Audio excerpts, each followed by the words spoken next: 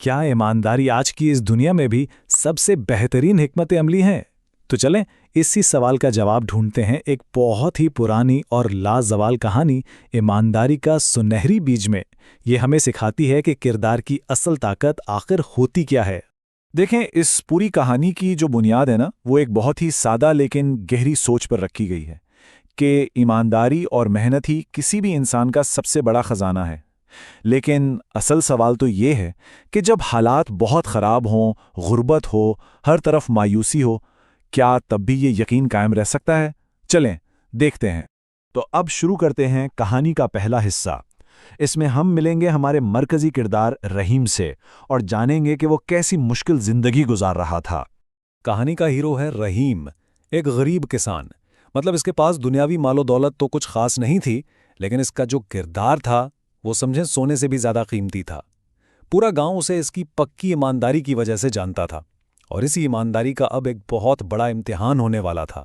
जरा तसव्वुर करें रहीम की हालत का। उसकी दुनिया जैसे बिखर रही थी।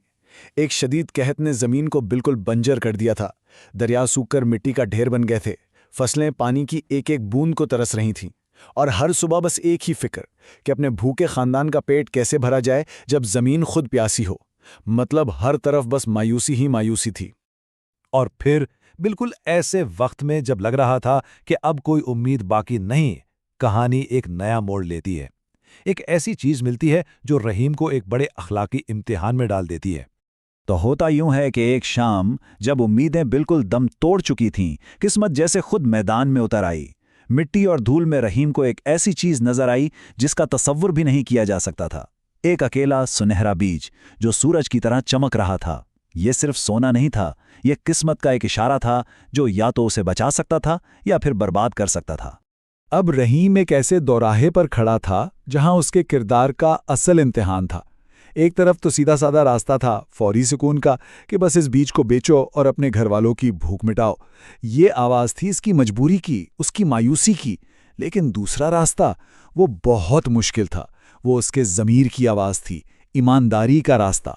यानी सही काम करो चाहे उसकी कोई भी कीमत चुकानी पड़े। रहीम अभी अपने अंदर की उसी कश्मकश से गुजर रहा था कि उसकी बीवी की आवाज़ जैसे एक उम्मीद की किरण बनकर आई। उसने एक तीसरा ही रास्ता दिखाया जो ना लालच का था और ना सिर्फ फर्ज का बल्कि ईमान का था। उसने कहा, इसे बेचने के बजाय क्यों ना हम इसे बो दें, शायद इससे कुछ खास हो गए। ये कहने को तो एक छोटी सी बात थी, लेकिन असल में ये एक बहुत बड़ा फैसला था। फौरी फायदे को छोड़कर मुस्तकबिल पर यकीन करना, मायूसी की जगह उम्मीद का बीज बोना। तो बस यहां से कहानी का वो हिस्सा शुरू होता है जहां रहीम के सब्र की आजमाइश होती है। अब उसे लोगों के तानों, उनके शक और एक मौजज़े के लंबे इंतजार का सामना करना था। ये सफर रहीम के लिए बिल्कुल भी आसान नहीं था। अकेला था वो। पहले दिन उसने वो बीज उसी सूखी बंजर जमीन में बो दिया।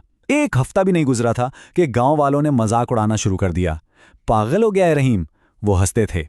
लेकिन रहीम ने हिम्मत नहीं हारी और फिर 2 हफ्तों बाद जमीन से एक छोटा सा हरा कोपल फूटा, उम्मीद की पहली निशानी।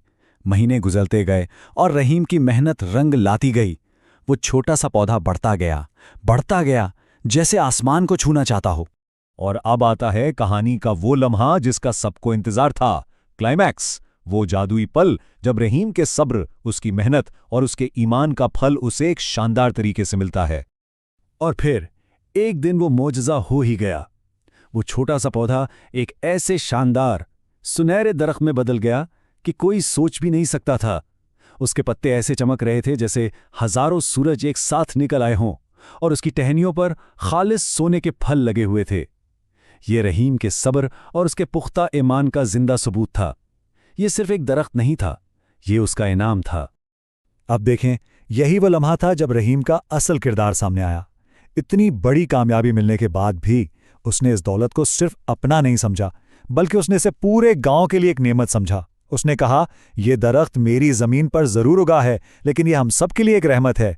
आएं, इसका फायदा हम सब मिलकर उठाएं। ये अल्फाज उसकी ईमानदारी से भी कहीं बढ़कर थे। ये उसकी फराख दिली और अपने लोगों से मोहब्बत का सबूत थे। तो अब देखते हैं कि सच्चे खजाने को बांटने से क्या हुआ, कैसे रहीम की सखावत ने पूरे गांव की तकदीर ही बदल कर रख दी। رحیم نے اس دولت کو ایک اوزار کی طرح استعمال کیا، اپنے گاؤں کو دوبارہ اپنے پیروں پر کھڑا کرنے کے لیے۔ وہ سونے کا ایک پھل بیچتا اور اس سے مایوسی کو امید میں بدل دیتا۔ اس نے گاؤں کے لیے ایک گہرا کنواں کھدوایا، جس سے صرف پانی نہیں بلکہ زندگی واپس آئی۔ غریب خاندانوں کے گھروں کی مرمت کروائی، انہیں کھانے پینے کا سامان دلایا، اور دیکھتے ہی دیکھتے اس کی دریا دلی نے گاؤں کو ایک نئی زندگی دے دی۔ گاؤں پھر سے خوشحال ہونے لگا۔ اور پھر کہانی کے آخر میں ایک خواب کے ذریعے اصل حقیقت سامنے آئی۔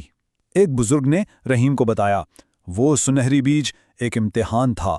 اصل جادو بیج میں نہیں، تمہارے دل میں تھا۔ اگر تم لالچ کر جاتے تو وہ بیج کبھی نہ اگتا۔ مطلب یہ اس کے کردار کی آزمائش تھی، جسے اس نے نہ صرف ایمانداری سے بلکہ اپنی سخاوت سے بھی پاس کیا۔ اصل دولت اس درخت میں نہیں تھی، وہ تو ہمیشہ سے رحیم کے اندر ہی موجود تھی۔ تو پھر اس پوری کہانی کا سبق کیا نکلا؟ بہت ہی سیدھا اور صاف کہ ایمانداری، صبر اور نیکی، یہی وہ چیزیں ہیں جو ہمیشہ سچی کامیابی اور ہمیشہ رہنے والی خوشی لاتی ہیں۔ اور آخر میں رحیم کے اپنے الفاظ میں ہی اس کہانی کا نچوڑ ہے۔ سچی دولت سونے سے نہیں، اچھے دل سے آتی ہے۔ کتنی گہری بات ہے۔ یہ ہمیں یاد دلاتی ہے کہ ہماری اصل قیمت اس چیز سے نہیں جو ہم جمع کرتے ہیں، بلکہ اس کردار سے ہے جو ہم بناتے ہیں، اور اس نیکی سے ہے جو ہم دوسروں کے ساتھ کرتے ہیں۔